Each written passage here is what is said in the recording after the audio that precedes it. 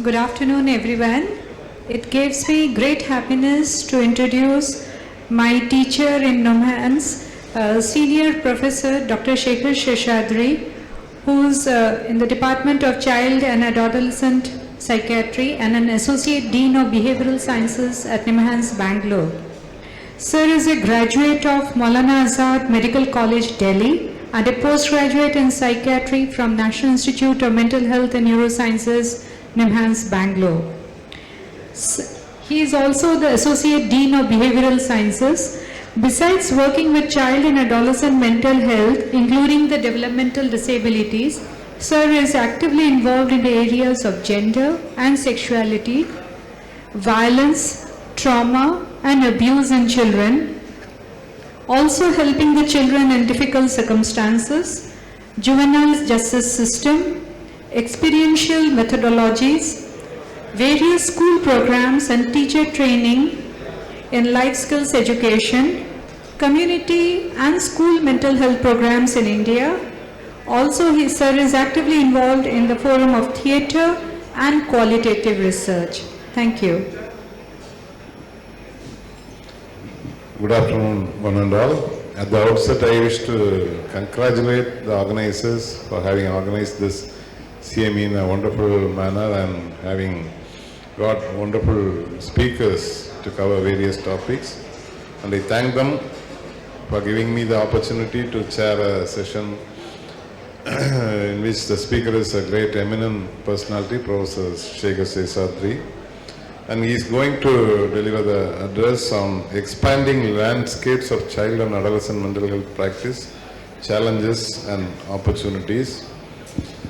So we know that child psychiatry is lagging behind in India and in all other states as well.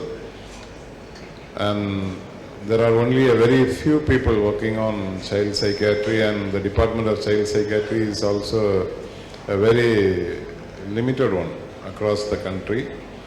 So how to improve the facilities and how to meet the challenges will be the speech by Professor Shekhar Seshadri, and especially children from low socioeconomic status.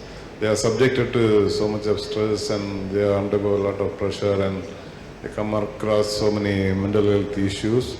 How to go ahead, whether to integrate this with other pediatric practices, public health practice, or various other domains, how to expand and how to go ahead further will be the talk by Professor Shekhar Seshadri. We are all looking forward to your words of wisdom, sir.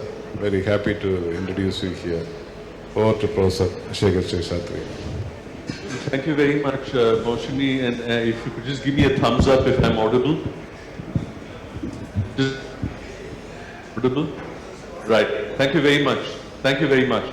Thank you, Paneerselvam, for being both persuasive and persistent in inviting me for this wonderful CME. My thanks also to my dear colleague Soumya and to Kannan for being so accommodating to allow me to finish my keynote, because I have a training session starting at 4 o'clock which goes on till 9 o'clock. So thank you very much, Soumya, and thank you, Kannan, for making this accommodation. I want to draw your attention to many issues that have been raised in the inauguration. The paucity of child mental health professionals, the paucity of child mental health training in postgraduate departments of psychiatry, the COVID agenda, the fact that even those institutions which run extensive postgraduate training program, people may often end up seeing just 1 or 2 kids in an academic year, as someone pointed out. In the inauguration, allusion was also made to the whole issue of child abuse and the situation of vulnerable children. And if you look at the whole MH-GAP agenda, there are 2 points I want to make by way of introduction. First, that the landscape of the practice of child mental health is not restricted to the clinic diagnosis and prescription. It extends to all those spaces that children occupy and inhabit. Secondly, if you look at the extent of service providers available, the truth is that for every child who manages to reach a professional, there are 100 children who will never manage to reach you. And this indeed is what I would like to share with you today in my presentation, which is titled Expanding Landscapes of Child and Adolescent Mental Health Practice and Challenges and Opportunities. Please do pay attention to the link here, which is nimhanschildproject.in, and to this YouTube resource. I will allude to what this YouTube resource is and link it to a point that Dr. Ramakrishna had made in the introductory remarks, which was a request for the Tamil Nadu chapter of the Indian Psychiatric Society to have monthly programs on child mental health. And the new initiative that NIMHANS has started, we would be very happy to partner with the Tamil Nadu chapter of the Indian Psychiatric Society to have extensive monthly meetings of addressing both stakeholders and service providers, rights holders and duty bearers to really take forward the agenda of child mental health. Let's look at a profile, ladies and gentlemen, of children in difficult circumstances from a field perspective. Let's look at categories. Forget about anxiety, depression, autism, dissociation, externalizing disorders, ADHD and so on. Just look at categories of children. Often in abandonment, street and working, HIV infected, affected, children with disability, children affected by gender and sexuality vulnerabilities, children in conflict with the law, children affected by disaster and conflict zones. Therefore, as service providers and in the expanding landscape of the practice of child mental health, are these children or categories of children excluded by the very nature of the circumstances that they come to? Categories. Let's look at contexts. Children in institutions, they reside in childcare agencies, they avail of care, protection and rehabilitation. But there are also non-institutionalized children who live with families and communities but are exposed to multiple risk factors. If COVID is the new pandemic, adverse childhood experiences have been an everlasting epidemic. Physical abuse, sexual abuse, marital and family conflicts, exposure to violence at home. Now these kids in families have social networks, but they are often so severely compromised that these kids are at much higher risk of abuse and exploitation than institutional children, and often end up being placed in institutions. Therefore, categories, contexts. Then we come to spaces. In all the introductions made so far, reference has been made to those communities within families from low socioeconomic strata, but also state-run childcare institutions and shelters, but children in community and social spaces such as bus stands, railway stations, streets, and raid and rescue spaces where trafficking takes place. Categories, contexts, spaces. And then we have protection risks. What children are we talking about? Children from single-parent families? Those who have experienced rejection and abandonment? Those who have experienced parental-marital conflict? Loss and grief? Who've been trafficked for labor or sex work? Who unfortunately come into conflict with the law?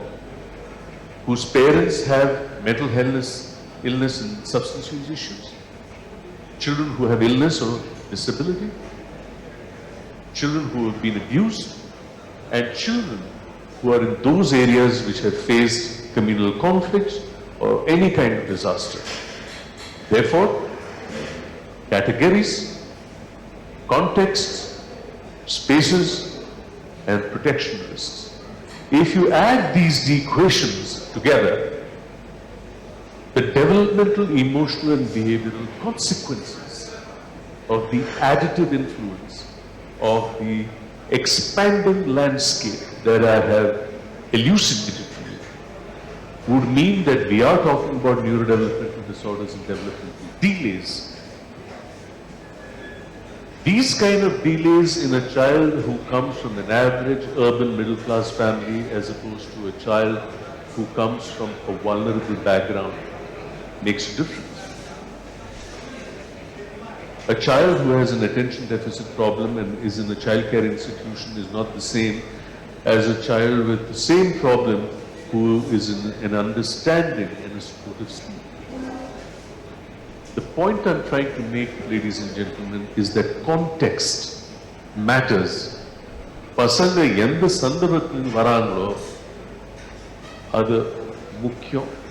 அது எவ்வளவு முக்கியம்னு சொன்னாலும் அது கம்மி. Context is important.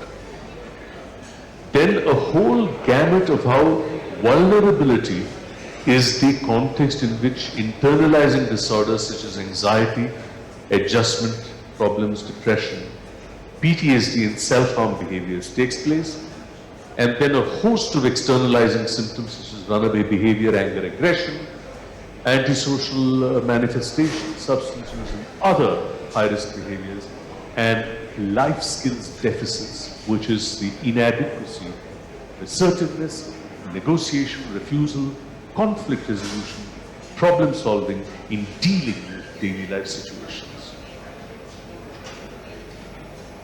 Let's come to the second part of what I want to share with you in the keynote.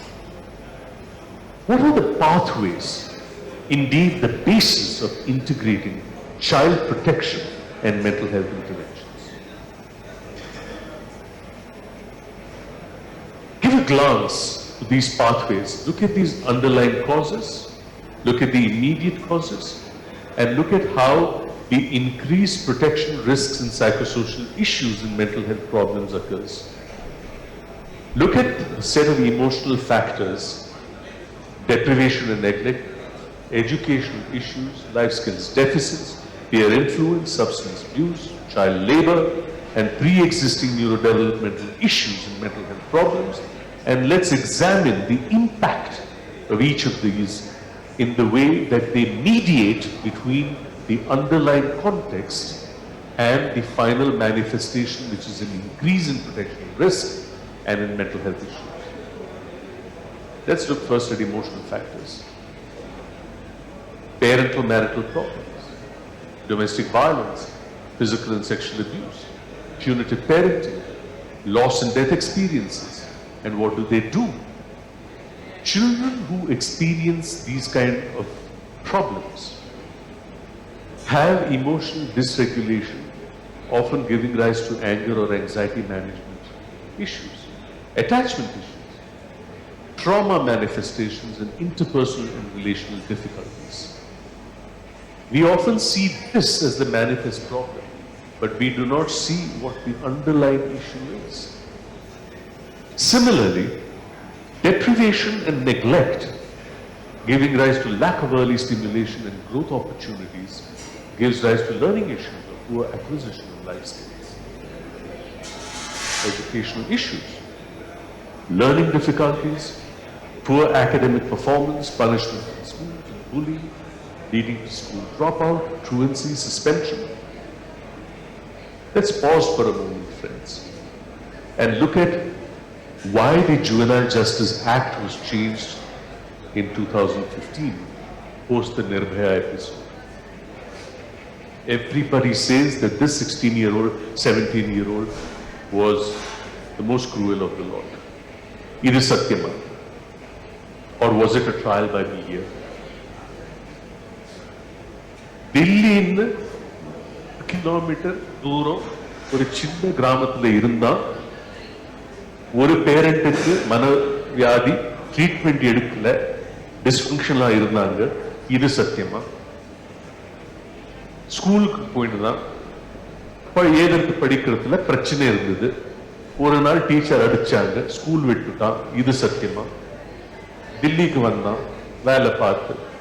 சித்த நாள் ஒரு road side ரெஸ்டாரண்ட்ல டேபிள் கிளீன் பண்ணி பாத்திரம் அலும்பி வேலை செஞ்சிருந்தான். குடும்பத்து கூட ரெகுலரா கான்டாக்ட் இருந்தது, பணம் அனுப்புவான், இது சத்தியமா. 4 months before the Nirbhaya episode, he lost contact with the family, was befriended by the group of people who were running a transport business, during which the change in his deportment and his behavior took place. The Juvenile Justice Act, my friends, has 2 components: children in need of care and protection and children in conflict with the law. My question to you is, where was the Juvenile Justice Act when this child was in need of care and protection? My submission, therefore, is that every child in conflict with the law is or was a child in need of care and protection. The safest place for a child to be is in school.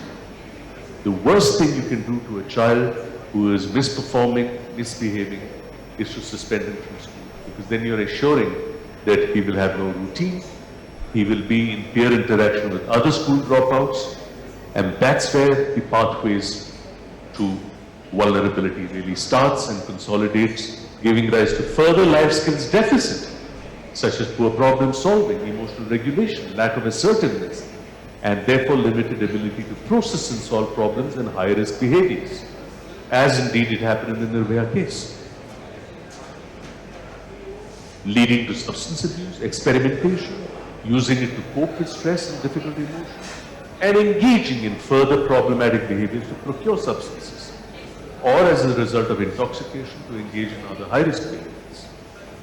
Compounded by child labor, in the context of separation from the family, and exploitative conditions of work, and experiences of neglect and loss of attachment relationships, with exposure to older adolescents and adults who might coerce and engage in behaviors that are poor and negative role models. Add to all this pre-existing neurodevelopmental issues such as anxiety, depression, ADHD, conduct disorders, and the consequent social skills and self-esteem deficits, you can see how there is a compounding of the problems and risks, and we call this as pathways to vulnerability. Therefore, when protection and mental health interventions are fragmented, it gives rise to the revolving door syndrome. Now, these are vulnerable children in difficult circumstances, and if we lack quality mental health interventions, there is an escalation of problems. And when they escalate, there's a negative response from caregivers and service providers, thereby exacerbating mental health problems, thereby giving heightened protection risks, giving rise to protection and mental health problems, and the cycle continues. Let's take some examples. Children in conflict with the law. Now, understanding children's narratives and the pathways to coming into conflict with the law would mean that we assess the mental health and psychosocial issues and vulnerabilities of children in conflict with the law. And incorporating mental health issues into preliminary assessment report under Section 15 of the JJ Act, so that we differentiate between retributive versus restorative and reformative justice. We follow the principles of proportionality, which is the gravity of the crime versus the gravity of the circumstances that the child comes to. What these kids need are therapeutic processes and methods to work towards reformation in order to ensure child protection from further involvement in antisocial activities and conflict with the law. Let's take another example of adoption and foster care. Now, if careful and detailed home studies are not conducted with prospective adoptive parents in terms of child protection risks, that is, that there is poor pre-adoption counseling of PAPs in children, and older children who are put up for adoption are not prepared for transition, there would be very poor understanding of the specific protection risks of adoption. And what happens? Children are returned, or they are not accepted, giving rise to further attachment injuries, attachment pathology, acting out behaviors, or internalizing behaviors resulting in trauma symptoms, self-harm, depression, and so on. Therefore, what are the current challenges in integrating child protection with mental health and psychosocial care interventions? I submit to you, friends, that there are problematic assumptions by childcare service providers. Some of them believe that families are the only or the best place for children to be. Not necessarily. Now, all families and caregivers are loving and caring, and simply by virtue of being parents and caregivers would not engage in harmful actions towards their child. This is an assumption.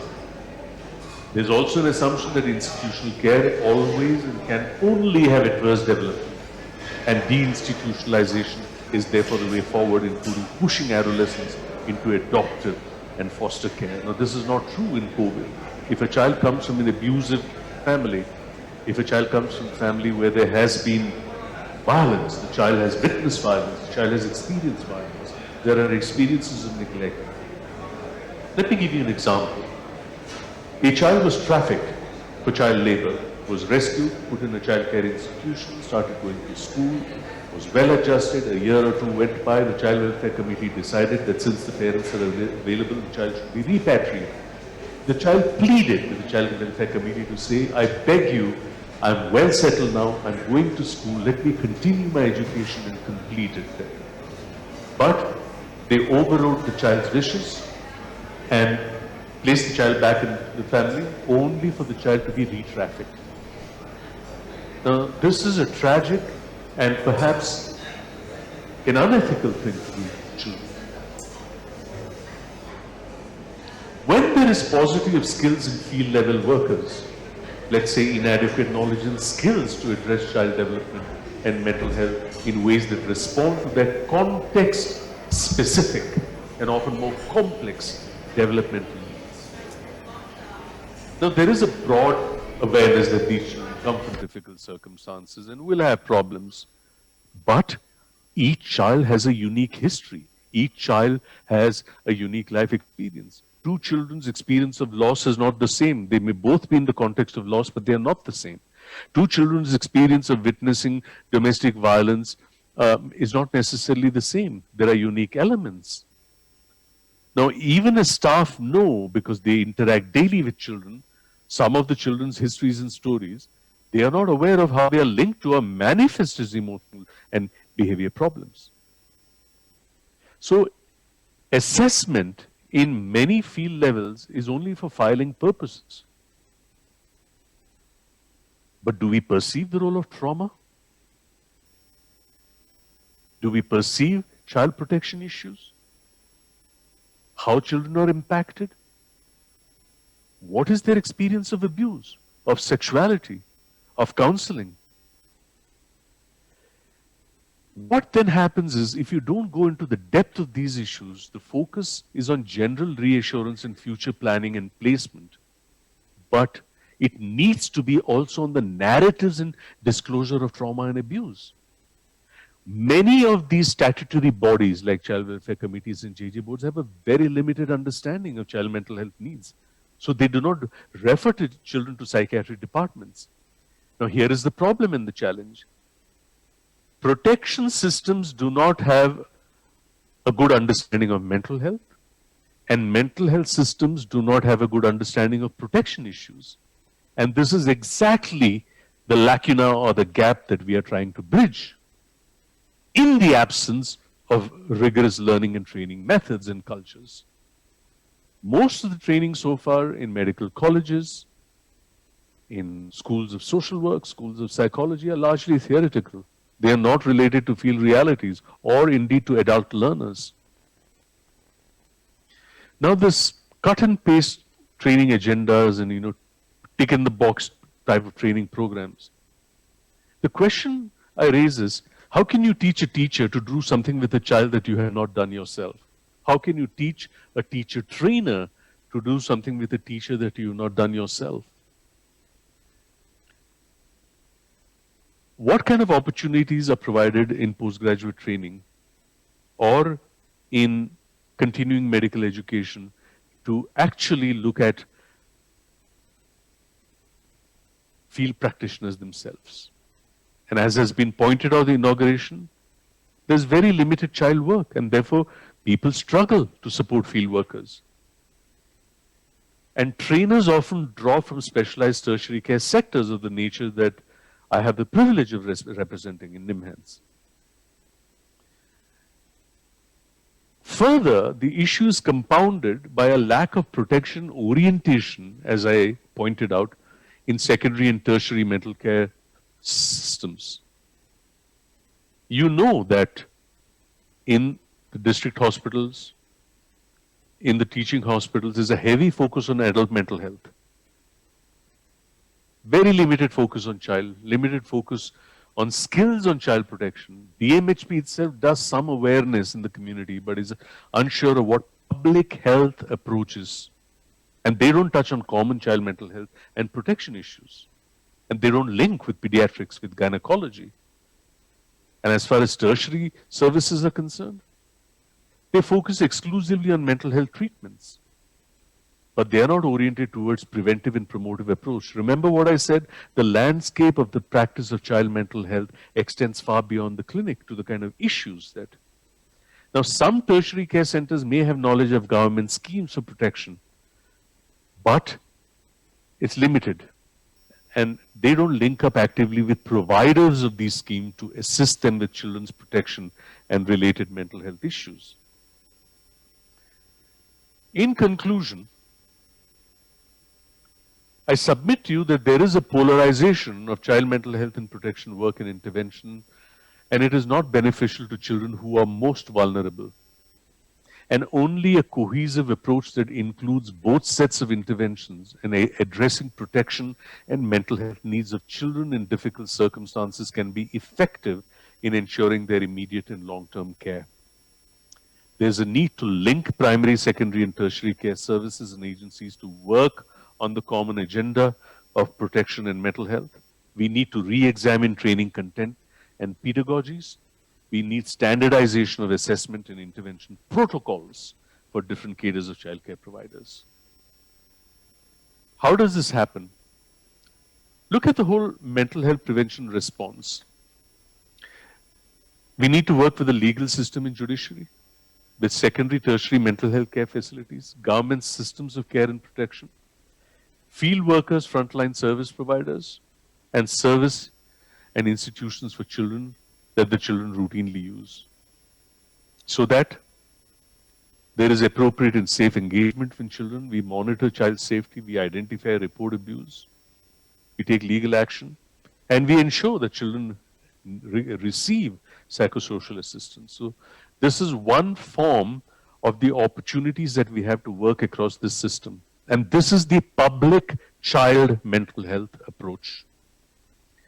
Secondly, look at the